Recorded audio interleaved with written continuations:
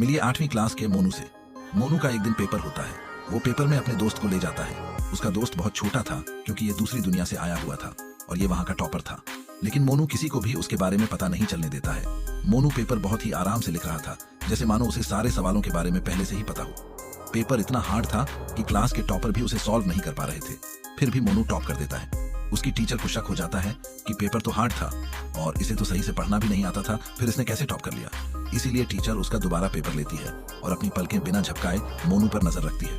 लेकिन मोनू उसी स्पीड से पेपर लिखता रहता है। तभी टीचर दूसरे टीचर से बोलती है, जो स्कूल में कभी कभी आता हो वो टॉप कैसे कर सकता है। इतने में पीछे से एक आवाज आती है, मैम पेपर हो गया। ये देखकर टीचर तंग रह जाती है क्योंकि 3 घंटे का पेपर उस लड़के ने सिर्फ 1 घंटे में खत्म कर दिया था। मोनू की टीचर उसका पेपर लेती है और देखती है कि सभी सवालों के जवाब बिल्कुल सही हैं। ये देखकर वो हैरान हो जाती है। तभी उसकी टीचर बोलती है, ये वाला सवाल तुम्हें नहीं आता। तभी वो लड़का उस सवाल को भी कर देता है।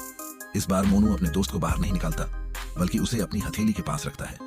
टीचर हक्की बक्की हो जाने के बाद एक हार्ड सवाल बोर्ड पर लिख देती है और कहती है, अब इसे सॉल्व करके दिखाओ।